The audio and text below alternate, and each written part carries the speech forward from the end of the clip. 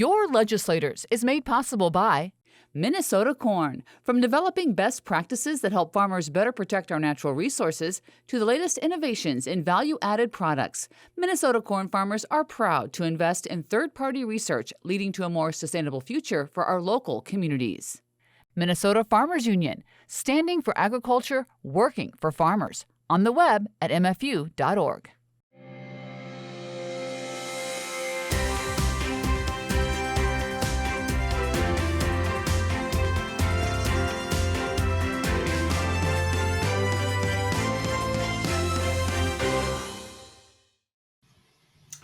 Good evening and welcome to Your Legislators. My name is Barry Anderson. I'm your host this week for our final program of the year, where we will have a distinguished panel of guests who will help unravel the mysteries of St. Paul.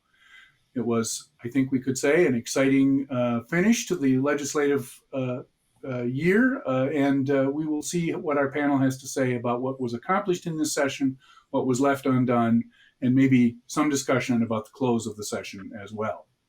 We're delighted that you're joining us this week, and we are going to begin our program as we do each week by introducing our distinguished panel.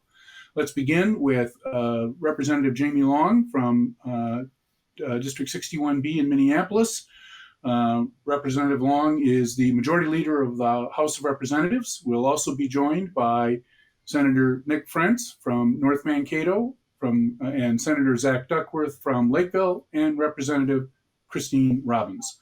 Representative Long, let's start with you. At the end of the session, give us your overall view on this.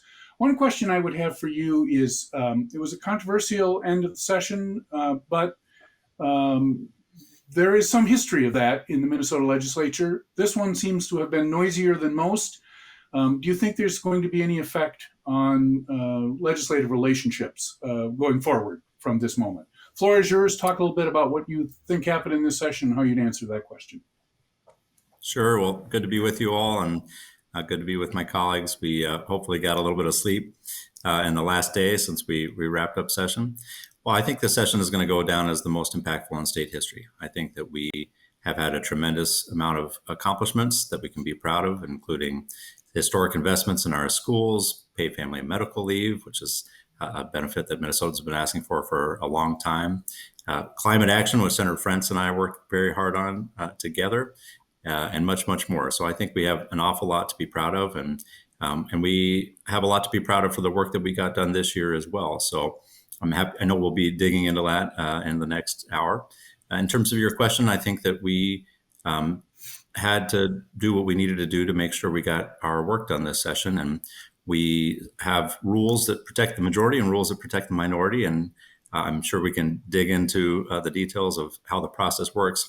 What I'll say from a big picture is that the process as a whole, I think, is broken. I think we need to reform the rules of the Minnesota House and Senate so that we don't get put in a position like that, because I think the incentives that we have right now are for the minority to obstruct to the maximum extent possible, and the majority to have to use the tools available to get their bills passed. And most states don't act like that. That's not the way the system is constructed in most states, but those are the incentives that we have in the Minnesota House and Senate. And so I hope we can come together on a bipartisan basis, no matter who's in charge next year, and try to fix our system so that we can have a better control on how the thing is run.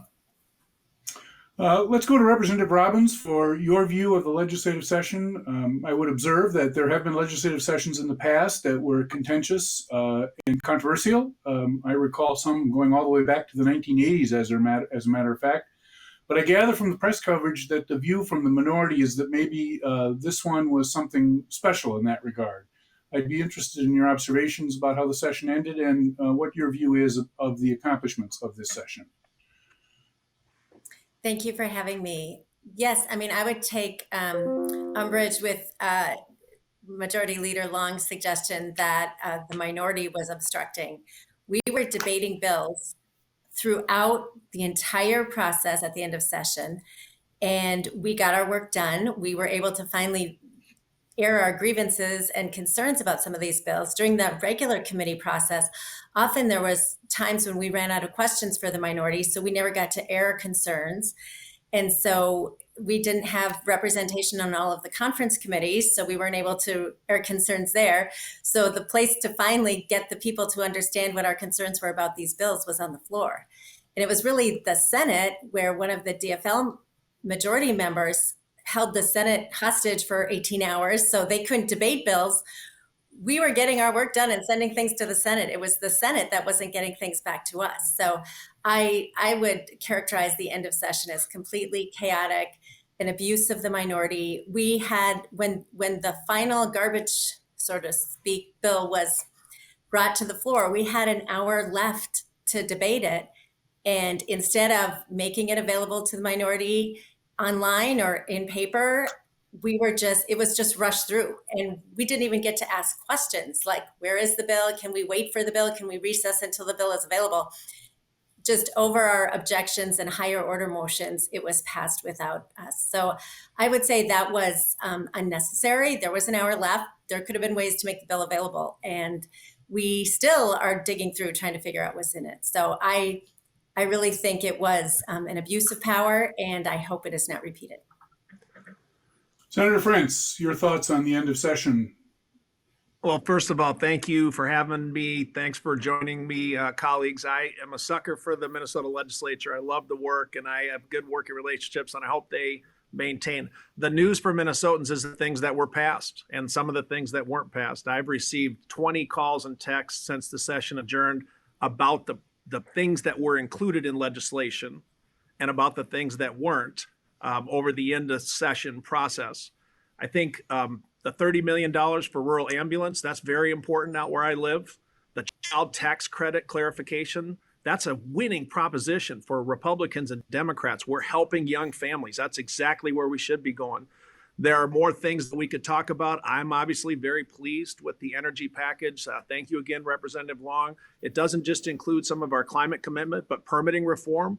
The Minnesota Chamber, those far left radicals were urging us to do permitting reform. And the bill not only made improvements in permitting and energy, but included the House Child Legislators Amendment, which will help us take a closer look at the DNR and the Pollution Control Agency permitting. I think that's a win for good government. As to the end of session, sorry to see friends of mine that were yelling at the end of the Senate. I think that's a decorum issue that we'll have to visit. I would say I take exception to the idea that the minority voices were squelched. I'll tell you this, we got a healthy and active Senate minority in the GOP. They are some bright bulbs, and they made their points well known. I'll give you an example. The Transportation, Housing, and Labor Bill had a total of 12 hours of debate in the Senate, in which I can assure you my Republican colleagues made every point, and they made them effectively, so that the suggestion that the minority voice was not heard at the end of session because of the use of the moving the previous question, I simply don't see it for most of that work. I will add my voice, as I did at the press conference at 1 a.m., to those who say we ought to take a look at the rules. If you're a member of the United States House of Representatives and you're sitting in committee, you get 5 minutes. You can talk to the witness, you can make a speech, you can play a video, but you're limited to 5.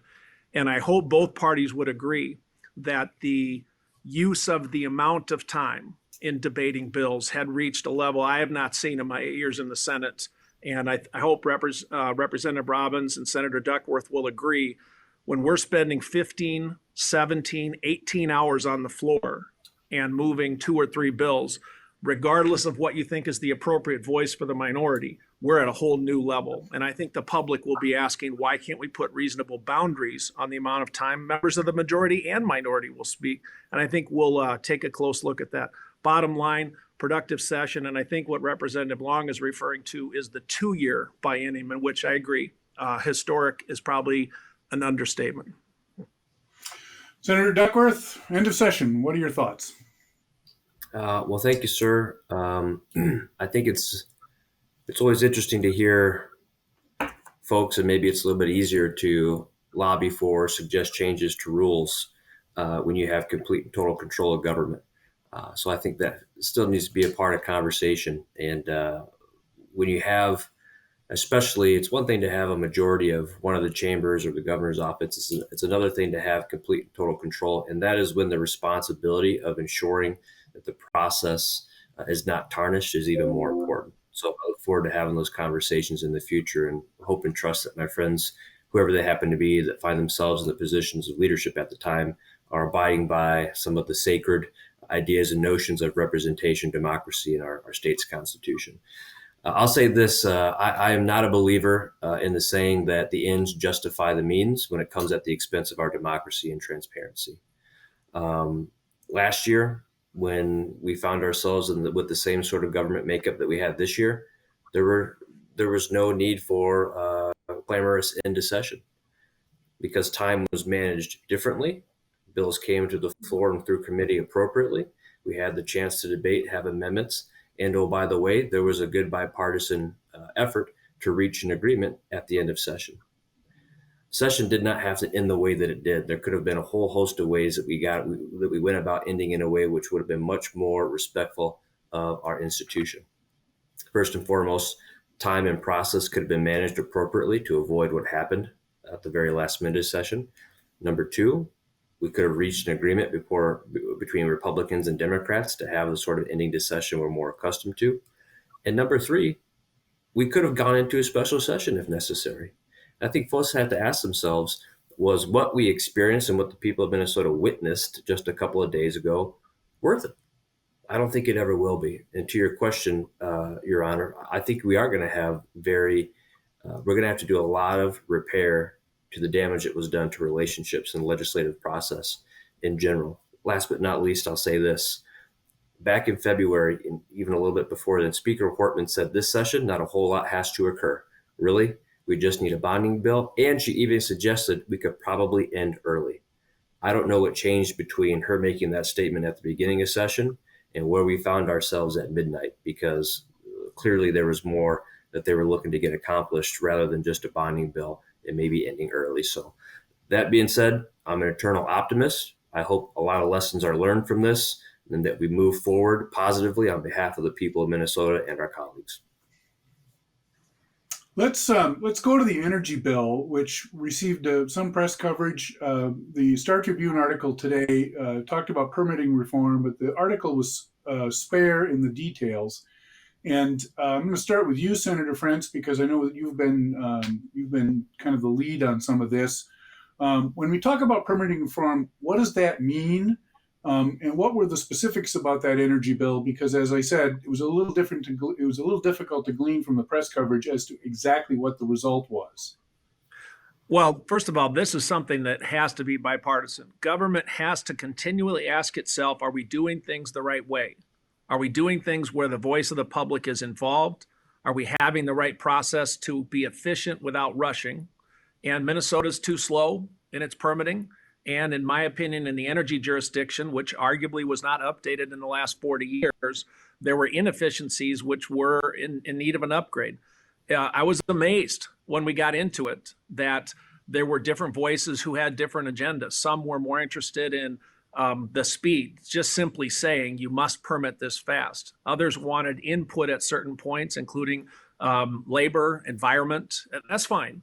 But we have to ask ourselves every day, is government doing this the best way and can we do it better? And I think there is no reason for this not to be a template for other permitting reforms. To your specific question, Justice Anderson, we had 12 core recommendations that a stakeholder group put together for things that were common sense to the average Minnesotan, how agencies get involved, what the timelines themselves are, when it is necessary to have a certificate of need, and when we already know we need it.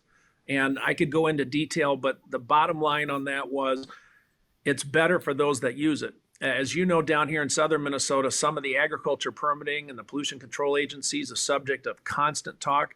And, the average Minnesotan doesn't want to look under the hood too deeply, but we're slower than other states. And that causes people to say, why are we slower? I think the package we got here is good, and I really do think it's bipartisan. I think we had 36 or 37 votes coming off the floor. But at the end of the day, if we know we can improve the process and the regulatory environment, why wouldn't we? And here's my prediction for all of you. Most people kind of get energy. They're like, we want to power our businesses and our homes, and we want the permitting to be relatively quick. I think we got a great package, and Representative Long and I proud to carry that together, just as we did the 100% bill. My prediction is you will find a little more difficulty when we start talking about DNR and PCA permitting, because the passion that came out in energy is fine. What we're going to be talking about with natural resources and mining, water, air, those are going to be major hills to climb. And, I hope we follow roughly the same playbook, but I will think it will be even more difficult. Representative Robbins, let's go to you. Talk about energy, permitting reform, other aspects of the energy bill that were of concern to you. I do not serve on the Energy Committee, so I am not as familiar with the details, but my broad concern is that we were very narrowly focused on permitting reform. And there's a host of areas, as Senator Frentz just articulated, that we really need permitting reform in. Minnesota is not as competitive as our neighboring states. And when businesses are looking to come to our state, that's one of the things they consider. How long does it take to get from an investment to actually being productive? And that is not great as we compare ourselves with other states around the country. And so if we want to remain competitive and attract the workers and the investment we need, we have to address this on a broader spectrum. So I hope we do get into that work, and I hope it includes all the voices that are interested in this, because we need Minnesota to grow. And these areas, we have the helium, we have the copper nickel, we have some of the most rich deposits of important minerals that the globe needs. And we have high labor standards, we have high environmental standards. We should want to be leading the way in providing those opportunities to supply those products to the world. So I hope we take a good look at it. Representative Long, energy. Sure. Well, I think Senator Frentz did a good job of explaining the nuts and bolts of the bill. It was really a follow-on to the 100% clean energy standard bill that Senator Frentz and I carried last year. And we know that to be able to deploy as much clean energy as possible, which is the cheapest energy we can build in Minnesota right now, wind and solar, that we're going to need more transmission to do it. So this is going to save Minnesota ratepayers money by being able to speed up the process to get transmission on the system and to be able to deploy clean energy that we can use to create jobs right here in the state of Minnesota. So I think this is a great bill that had extremely broad support from the regulators to clean energy developers to utilities to environmental groups.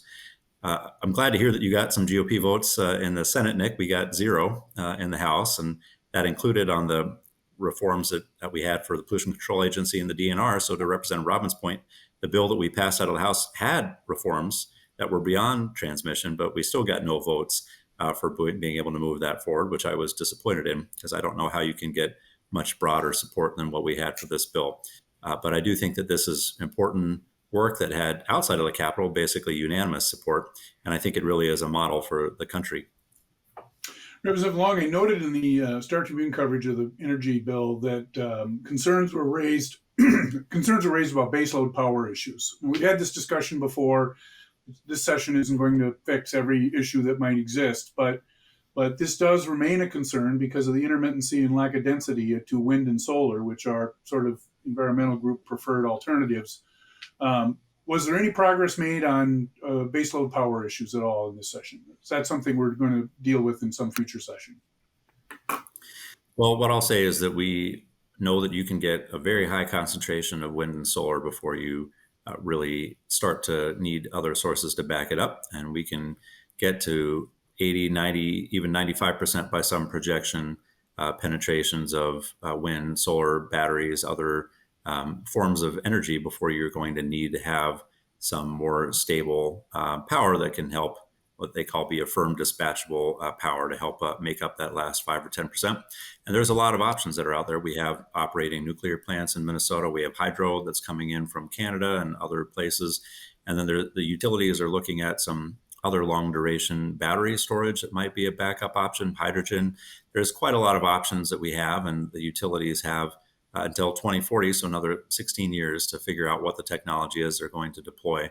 But I think that folks tend to think that this is something you need at a much lower concentration of wind and solar and batteries, and it really isn't until you get to that last 5 or so % that you're going to need that, and we're going to figure it out. I think we have the ingenuity in Minnesota to be able to do that and to do it in a way that's going to help benefit Minnesota ratepayers. Senator Duckworth, energy. Sure. I'll be brief. I think, Minnesotans expect us to, of course, be respectful of the environment and operate with clean energy as much as possible. But they also know that we have to balance the realistic, practical implications of providing power to the residents of our state with the infrastructure and technology we have at hand, and also make sure that what we're doing is not only clean, but reliable and affordable. And if you look at the grid and its various sources of where it draws power from, you might be surprised to see where a bulk of that power is coming from. And you might also be interested to learn about the reliability of other forms of energy. And so as we're making decisions regarding our state and what we're going to go all in on, we have to make sure that if we're going to double down on certain forms of energy, that they're going to be reliable for folks and they're going to be cost effective for them. I think that's kind of been one of the bigger, larger issues. And nuclear power has changed a lot over the years. It's very safe. It's very efficient. And that's something that the state of Minnesota should at least continue to be educating itself about and be open to, rather than just completely removing it from the table altogether and saying we're not going to consider it as a source to power our state. So I think those are some things that we need to continue to look into. Folks are right. There is some bipartisan agreement as it pertains to the permitting process, making it easier, making it much more timely. And I think that those are things that we need to focus on as government in general. If we've got regulations that are getting in the way of good work getting done, of course, not at the expense of safety, then we should be looking at how we can reform that and make sure that we're allowing our businesses and folks here in Minnesota to do what they need to do. Senator Frentz, I want to give you a chance to bat cleanup here on this, even though you discussed the issue earlier, because I did raise this question about baseload power. I know that you've been following this closely. This remains a concern. Other states have had issues with it. I'll give you a last word on that, just a couple minutes on the baseload power issue. Sure. Well, when I come on this show, I always look for this moment when I can say, and I mean this, I agree with everything everyone just said. I think we want to play our role in climate change and we want our energy to be clean, but it has to be reliable and affordable. As far as the baseload needs of the state, I think we have nuclear as part of our plan to get to 100% by 2040. So to be clear, nuclear is expected to play a role. My concern about the nuclear is the cost. And back to Representative Long's point, we get a look at the cost per kilowatt hour as a part of Xcel Energy's fuel clause. The cheapest is wind, $37 per kilowatt hour. So we need to figure out how to make that dependable. And to your point, Judge Anderson, keep in mind, we're part of MISO, an 11-state grid, and the sun is usually shining somewhere and the wind is usually blowing somewhere. So we're dramatically improving reliability. The key to that, in my opinion, and I have no engineering background whatsoever, I don't know if you all could tell that, but please don't spread that, is the battery storage, where if we're able to do what some of the technologies suggest and store for 2 days, just 48 hours, it's a groundbreaking, revolutionary change. I think we're headed that way. I also think, to Senator Duckworth's point, we will not have the public come with us without a serious look at costs. And on nuclear, one point worth making is that they just opened the nation's most recent nuclear reactor of the legacy type in Georgia, $30 billion. It went way over. Nuclear is allowed to compete as a carbon-free source, notwithstanding the waste, but it will not make it if it's more expensive. And right now, that's a legitimate question. It's why you see states that have no nuclear moratorium still not really building it. So there. All right, let's go to the healthcare field, and I want to introduce the topic by going back to our very first program of the year. We had some discussion about the issues surrounding the University of Minnesota, the teaching hospital. The questions about rural healthcare are certainly of concern. And let's start with you, Senator Duckworth. What did we see come out of this session relative to healthcare issues? What's happening with the university and the teaching hospital, and what other observations would you have about this session and healthcare? I'm going to give you a kind of a disappointing answer, which is this. I'm not 110% sure of everything that actually passed and is going to become law, because I haven't had a chance to review it in its entirety. And I don't say that to be partisan by any means. I just simply haven't had the time to gather the awareness of what's ultimately encompassed in that 1,000+ page bill. What I can tell you for being on the Higher Education Committee is that the University of Minnesota has been working very earnestly to try to find a way to make sure that the teaching hospital, as you reference it, remains here in our great state. I think we all know and understand that we've got a shortage of certain professions. Some of those include medical professionals, and we need to make sure that we have the opportunity to train, educate, and continue to fill that shortage here in the state of Minnesota. We're very proud of all of our colleges and universities, but the University of Minnesota, I would say especially, and we don't want to see a great asset and a great opportunity to educate folks here in Minnesota and retain those folks here in our state to be lost. But we have to also be mindful of what kind of investment that might require from the state, or what kind of financial commitment the university, which ultimately our taxpayer dollars, would be committing to as well. As far as healthcare goes in general, you probably made note of the fact that often what's referred to as the one-payer healthcare system, or essentially a government-run mandated system, was a topic of discussion. I served on the Commerce Committee as well, and it didn't quite cross the finish line. And I think the reason for that was people still don't truly understand what the all-encompassing cost of that program will be. And quite frankly, some of the projections, I think, were so large that it caused folks to pump the brakes on it and maybe give some consideration to other alternatives or what that would look like in the future. At the end of the day, what's most important is we keep healthcare, insurance, and treatment as affordable as possible for people, while providing them as much freedom and flexibility to make the choices they would like to make regarding their coverage, their insurance options. We got to keep those premiums as low as possible. Representative Long, your thoughts on the healthcare issues that we've been discussing? Sure. Well, we made some really good progress on keeping healthcare affordable for Minnesotans this year, particularly with the bills that were passed. And Senator Duckworth, every bill that was included in our last bill passed out of session was gone through the conference committee process, and we announced publicly all the bills. So you debated them all on the floor and saw them all as they went through the committee and conference process. The one big bill that we passed was to help get $30 million more for EMS, which we know is particularly important to greater Minnesota, and I'm glad that we were able to come together on a bipartisan basis to do that. We also tackled medical debt and tried to make sure that we were helping those who are experiencing medical debt in particular. And I was the chief author of the Minnesota Care Public Option that Senator Duckworth referred to, and the House. And that bill is really trying to figure out how we can help Minnesotans who are still struggling with our current healthcare system. In particular, that's a lot of folks who are still uninsured or on the individual market. And for the folks who are on the individual market, the majority of them buy bronze plans, which is sort of the lowest tier plan you can buy. And the average deductible for those folks is about $7,000. So that means they're really just paying for catastrophic coverage. And that means that they're often delaying care, not seeking care, going into debt. And these are folks who are really struggling in our current healthcare system. We're already spending hundreds of millions of dollars to prop up that market. Right now, we're doing it through something called reinsurance. And we're looking for a better way to do that. And we think that we have a better way in letting those folks buy into Minnesota Care, which is a bipartisan program that's been around the state for decades and provides excellent health care. We still have authorized a waiver, and I expect that'll go forward from the governor's agencies this summer, and then we can come back in the future years and compare the costs if we get approved by the federal government to move forward with the other alternatives. But I'm confident that the costs are going to be similar or lower to what we're paying for in reinsurance right now, and it's actually going to mean that rather than giving people these catastrophic plans, we're going to buy them health care that they can use. Representative Robbins, healthcare issues.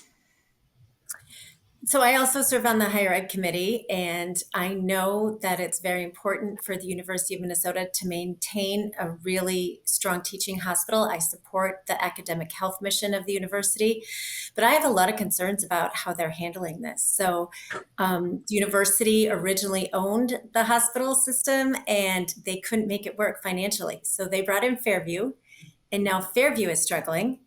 And this is just really an expensive model. So Fairview brought in Sanford to try to be a partner to help financially. The university tanked that relationship. And now we're back to the university and Fairview trying to figure it out. And I'm sure they're waiting right now for the new president to come and allow her to have some input on this. But this ultimately will be paid for by taxpayers. And what's really frustrating is there are 3 hospital systems that they want to buy back from the Fairview joint venture. But their plan is just to tear them down and build a brand new big hospital in a few years. So why we would put state tax dollars into buying these hospitals that everybody knows are going to be torn down for a new hospital, it's just really not a very good plan. I've asked the university for a comprehensive plan, looking at the hospitals that exist, what they really want in the future, and how we can package this as a comprehensive plan for the future and build it out gradually. And they've never provided that. And what's really unfortunate is taxpayers will be on the hook for all of this. So I hope the new president will come in, and she's got healthcare experience. I hope she will provide a lot of leadership for a real strong strategic plan. And we really have to understand the cost of that and whether other partners are even interested in joining us. But this will be a long-term problem for the taxpayers. And the other thing the university has to look at, as I've said many times, is we have 3 medical schools for a state that really probably can't support 3 medical schools. There's one at the University of Minnesota Twin Cities, one in Duluth, and now we are starting one in the St. Cloud campus. And I get we want to treat rural hospitals and provide opportunity for rural doctors, but I think we could probably do that through 2 medical schools, not 3. And that, again, is just adding cost to the taxpayer and lack of efficiency. So there's a lot of issues that I hope the new president will take a look at, and I hope they will involve the legislature. Everything to date has been, we'll negotiate, we'll tell you what the final dollar amount is. And really, taxpayers are the ones paying for that. So they should be involving the legislature more in these discussions. And finally, if I can just say, my biggest disappointment on healthcare this session is I worked very hard with a bipartisan group of members to try and save our safety net hospitals. HCMC is in big trouble, as is North Memorial Robbinsdale, which is a nonprofit hospital.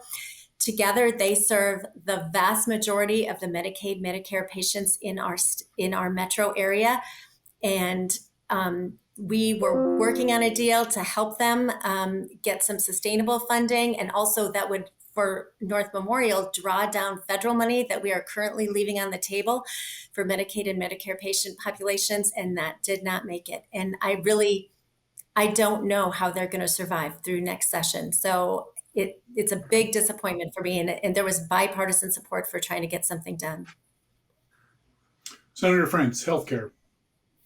Everybody wants to go to heaven. Nobody wants to die. We have the same problem we did 20 years ago. Americans are making difficult choices. And I want to go back to my compliment to Senator Duckworth from before we went on the air. These are personal matters, saving lives, healthcare, quality of life, life expectancy, but it comes down to dollars and cents, and we have to make some choices. The overall cost of the healthcare system is high, but we do things we weren't even dreaming of 50 years ago. You know, we have a car accident victim, say 60 miles south of here, Your Honor, in Wyndham. They get a helicopter. They go to Mayo Clinic in Rochester, where they have world-class healthcare. That is a miracle of sorts for that family, and that life is often saved. Costs a lot of money. We're either going to reduce the number of people that are covered, or we're going to reduce the essential benefits that are provided, or we're going to reduce the reimbursement rate to doctors, clinics, and hospitals, or it is a mathematical certainty. We are not going to reduce the overall cost of healthcare. I voted for reinsurance in my freshman year. I understand it as a way the state puts taxpayer dollars in to help reduce the cost that people pay. As you know, I represent a rural district where farmers are disproportionately represented in the individual market. They are getting clobbered with the expense of it. And yet, to Representative Robbins' point, we have hospitals primarily in rural areas that are on the ropes financially. My good friends in Winona are losing $1 million a year. I have 2 big hospitals in my district, Mayo and St. Peter. St. Peter is in serious financial constraints, and they are going to be asking us pretty soon, do you want us to remain open? And so we're going to have to face the fact that this takes resources. I'm not suggesting that the public option is the only way, but the public option allows some of those people in the individual market to have massive savings on their monthly premiums. In the same way, I think the public is going to have to be persuaded that it's in their financial interest to be covered, to have that peace of mind that they have health insurance for them and their loved ones. We're going to have to put our money where our mouth is. And this is a bipartisan comment, so buckle up. I think both parties lack some political will to say it is time for tough choices. Our friends in Canada and Great Britain have universal health care. They get that feeling that everyone's covered, but they make tough choices. You can wait 10 months for a knee surgery. Some cancer treatment in Canada is not provided. I'm not suggesting that we take our vast American medical resources and say we're not going to provide it, but you're going to have to ask those tough questions or you're not going to make meaningful fundamental change.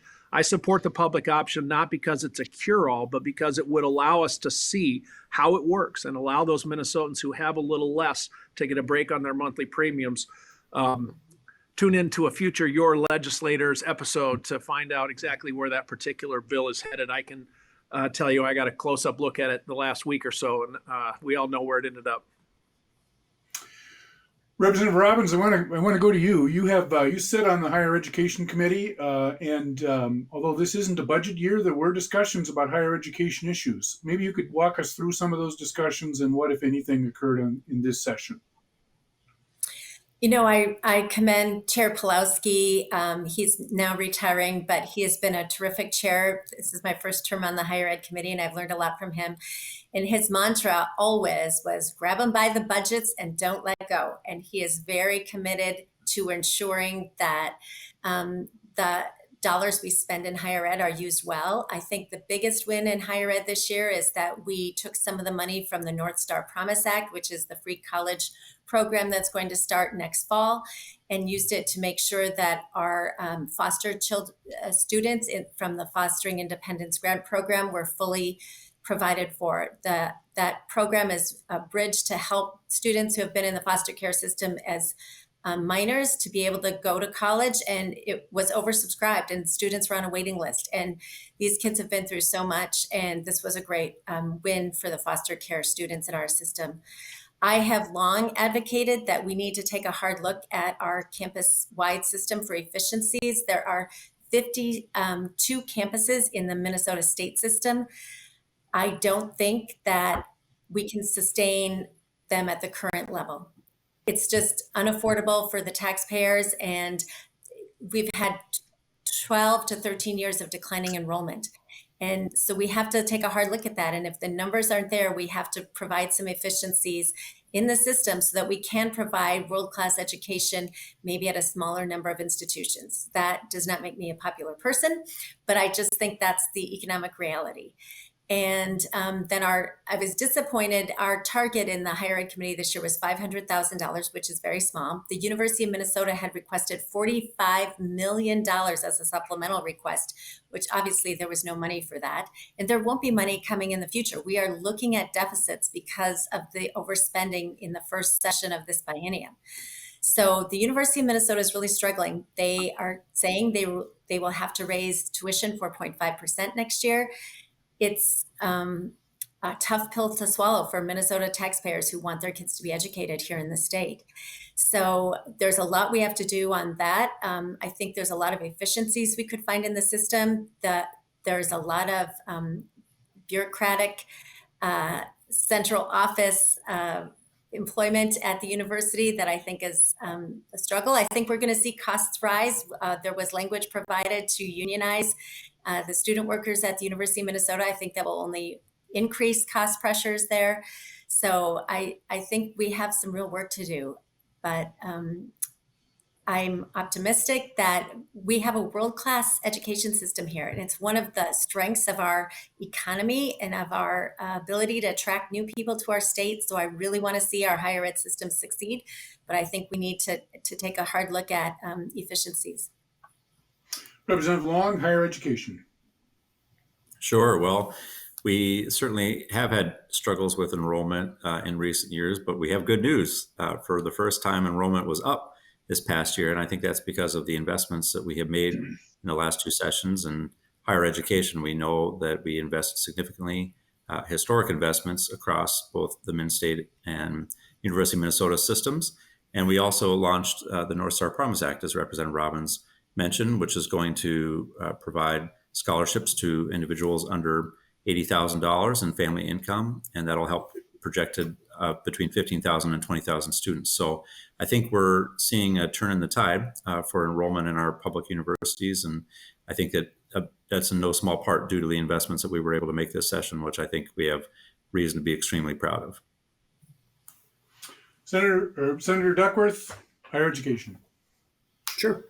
Again, haven't had the opportunity to see the final language, and Representative Long, I can take you at your word that it is the same language as the conference committee reports that passed the House and the Senate, which shows we can and we're getting work done. Pretty sure that bill took all of 20 or 30 minutes last Sunday in the Senate. But there are other bills included in that thing that never even met the Senate floor. So I'm going to be cautiously optimistic that there are no changes. And here's what I can tell you about that version of the bill as it relates to what it contained here in the Senate and what I think we need to be looking at in terms of higher education in general. First and foremost, we need to do more when it comes to campus safety. I think all of us probably heard late last month about the incident where 3 female University of Minnesota students were all robbed, 2 at gunpoint within a 24-hour period near the University of Minnesota. That does not give comfort to students nor parents when it comes to our colleges and universities here in the state. So we have to do work there. Not blaming anybody. I think that's a chance for us to in a bipartisan manner, make sure we're keeping folks safe at our colleges and universities. Second, whether a student attends a public college, university, or a private college or university, they should all deserve and have an equal shot at the same sort of financial benefits that students and families are eligible for here in the state of Minnesota. I think students should be treated equally when it comes to their ability to benefit from some sort of financial aid or help. Last but not least, when it comes to tuition, when we passed the bill last year, it was supposed to include a tuition freeze for the University of Minnesota. Lo and behold, the very month after we finished session, they had to announce they were increasing tuition. And now in the headlines, you've probably seen that the University of Minnesota is looking at increasing its tuition by the largest amount in nearly 15 years. So between the last 2 years, our students and families at the University of Minnesota are looking at a roughly 8 to 9% increase in tuition. So there is a disconnect between us saying that we're doing all these things to help make college affordable when in reality, tuition continues to skyrocket. And we had that conversation last year. We said, if you put this program into place, that's great, but it's only going to help a very limited number of students and families. And it's going to come at the expense of more students and families having to pay even more in tuition. And now here we are with almost a 10% overall increase in tuition over the last 2 years. More importantly, the University of Minnesota, amongst all of its campuses, came to us and said, we need about $500 million for our critical infrastructure needs and for the safety and well-being of our students. Minnesota state colleges and universities came to us and said they also need about $500 million. So across all of our campuses here in the state of Minnesota, on behalf of our students and their education, they're telling us we have $1 billion worth of critical infrastructure needs. We did not deliver on that last year or this year. Instead, we're spending about $750 million on a huge government building that no one asked for. So we have to reevaluate our priorities when it comes to our students, their higher education, and making it affordable for families. Senator Frentz, higher education. Well, first of all, I think it's a tougher subject when you're asking about the benefits of higher education, which include quality of life, the economy, which benefits from an educated workforce, and all the things that flow from that, because you're not talking about a 6-month or 12-month horizon. You're talking about decades, a generation, and how do we do that? And I think it's difficult work. I'm proud of Minnesota's higher education system. I'm proud of the university. I'm obviously proud of Menn State. I agree with Representative Robbins. I think you have to ask tough questions. Again, these are taxpayer dollars. They want us to look closely. Is it true that we need all those campuses? Maybe it is. I'm not on higher ed, but I have some questions about campuses with declining enrollment and either our hope to reverse those trends. And we did in general terms reverse it, Representative Long, but individual campuses are just that individual. And I think we have to ask tough questions. I'm proud of Minnesota State Mankato. It's no secret their enrollment has doubled. I do find some of the things that they've done at the leadership level to be a template that I wish other campuses would follow. That includes a welcoming atmosphere and some of the regional stuff, including agribusiness, where it sort of fits down here. And I think what I'd say is we have an obligation to figure this out because we're competing with every other state in the country and frankly around the world. And if we want to keep kicking butt, which in many ways we have, we're going to have to do some things that require us to balance the fiscal needs of the state with the higher ed benefits. Finally, I'm going to get in trouble locally if I don't mention that both the men's and women's basketball teams at Minnesota State were national champions. So that proves that adequate funding for Mankato's campus is essential to the state's future success. All I'll say about that is a Mankato resident for many years and somebody who pays attention to what goes on in Mankato.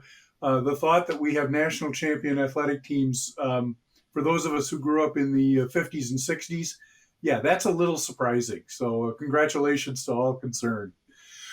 Senator Duckworth, I want to move to you to talk about transportation and transportation-related issues. And of course, we can't get too deeply into that without talking about what happened to the bonding bill.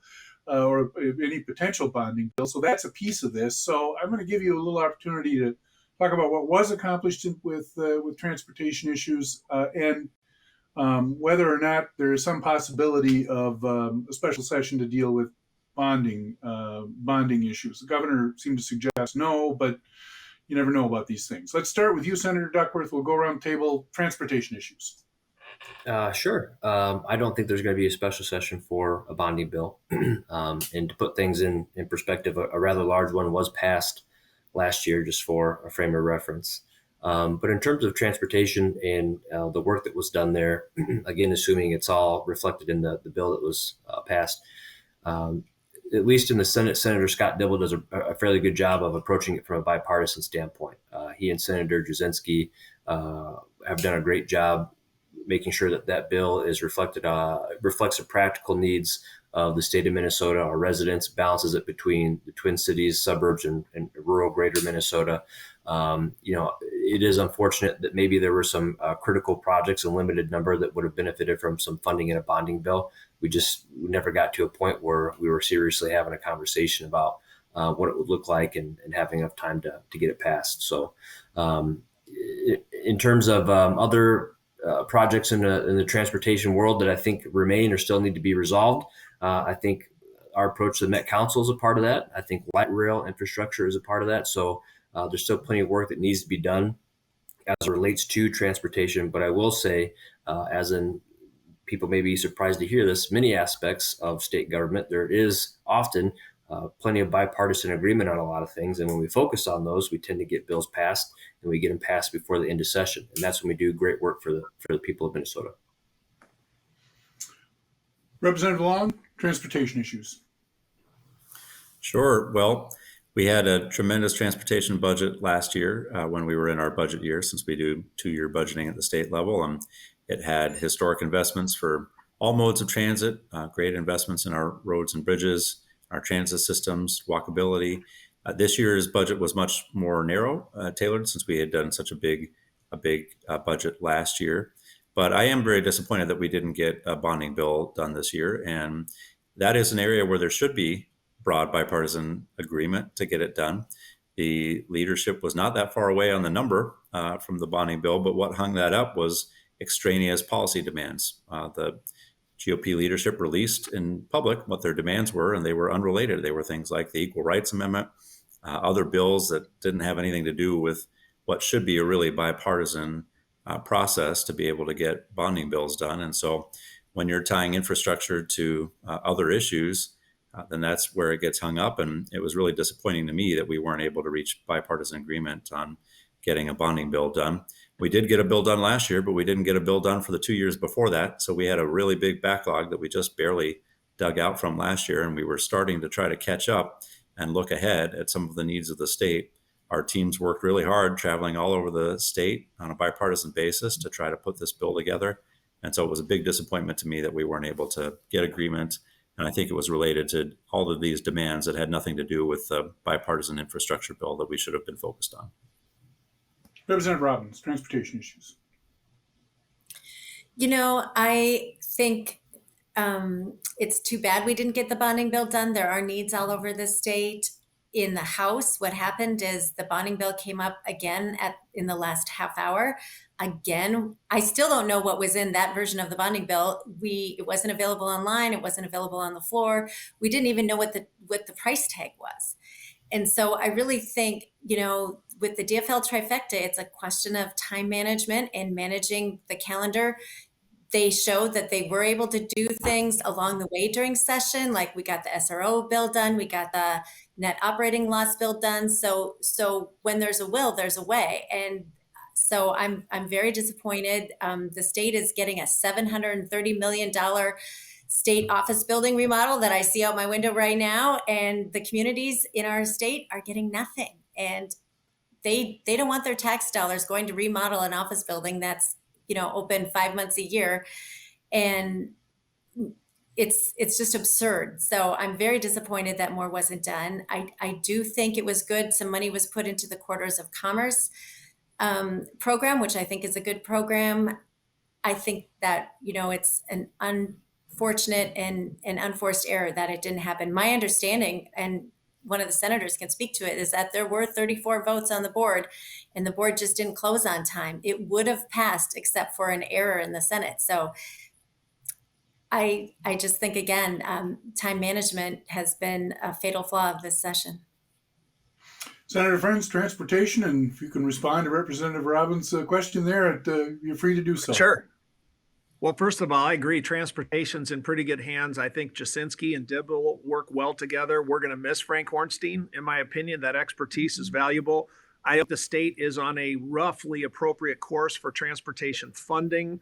We can disagree about some things, but I think for transportation itself, we need to stay the course, prepare for some transition to electric vehicles and how we're going to pay for that and some other stuff. On bonding, I would say, there's no law against a caucus tying bonding to policy issues. That happens in both parties. We see that this year. Republicans were interested in the ERA, some gun stuff at one point, dropping the transportation, housing, and labor bill. We did not get an agreement on that. And to the long list of things where Nick Frentz and Tim Walz disagree, please add special session for bonding. I would be open to that, and I think my caucus would be open to that if we're simply talking about bonding. Whether that's feasible with the other three caucuses, I don't know. But the fact most Minnesotans do understand, and to be clear, my impression is most Minnesotans do not know the name of their state senator, and they don't really care. They do understand these projects get more expensive, and they do know that this is money we're borrowing that's got to be paid back with their hard-earned tax dollars.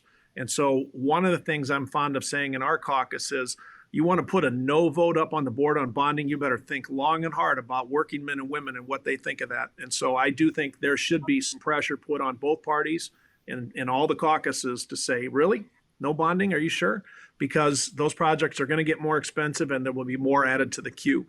And I actually don't have that long a list of me disagreeing with Governor Walz, but if there was a list somewhere, I would say I think a special session should at least be discussed on that topic. We only have a couple minutes left, and we would be remiss, given Pioneer Public Television's audience, if we didn't say, didn't tell our viewers what, if anything, happened in the DNR area. There's always a lot of interest on that question. The closest thing we have to a Greater Minnesota representative on this panel is probably you, Senator Frentz. Let's start with you. You get about 30 seconds, 45 seconds or so. Talk about DNR issues. We'll go around the table and wrap up. The floor is yours. In 30 seconds, the money that was appropriated for some of the outdoor quality of life stuff last year will have lasting impacts: boat ramps, picnic shelters, improvements to DNR structure. As far as permitting, DNR permitting policies will get a close look now with the Liz Lagarde House Child Amendment. I think that's a good thing. Senators Duckworth, DNR issues. I think we're just going to keep finding ways to make sure that we're ensuring the DNR is working seamlessly with the folks in their area that they impact the most. I think sometimes people get a little bit frustrated with some of the regulations and things that they sometimes maybe don't see as common sense. So if we continue to make progress there, I think we're going to help the DNR and the people of Minnesota. Representative Long, DNR questions. I think Senator Frentz covered it well. Representative Robbins, your thoughts on DNR and DNR-related issues? I think the big victory this year was providing money for a barrier to stop the carp getting further upstream in the Mississippi. I do think that was something that people have been working on for years, and I'm glad to see that got through. I honestly haven't seen if it made it in the final version, but I think that did make it through. Representative Long, I want to go back to you just very quickly. We had a little discussion about the possibility of special session on bonding. Do you think that's a possibility? No, I don't. I think the governor was pretty clear that there is not going to be a special session. And what I will say is that I think Representative Robbins was mixing up the bills. I was talking about what's known as a general obligation bonding bill, which does require broad support and bipartisan votes as a 2/3 majority. We didn't get agreement on that, so we tried to do a very narrow, tailored cash bonding bill, which only requires Democratic votes. And that was what didn't quite make it over the finish line at the end. But we weren't able to get an agreement with the minority at all on the general obligation bonding bill. And I think that was what was a big disappointment. But I don't know what changes if we come back in special session. We had weeks and weeks and weeks of negotiations on that, bipartisan work on trying to get that done. And it got tied up into extraneous policy provisions. What I will disagree with my friend Senator Frentz on just one point is that when the Democrats were in the minority in the House, they made demands on the bonding bill that were related to the bonding bill. So they had projects that were minority-focused projects that they wanted to see get done, but they didn't at that time make demands that were policy-related and that were extraneous to the bonding bill, because we knew that these projects are too important to Minnesotans. And so we wanted to focus on infrastructure, and I'm disappointed we didn't do that.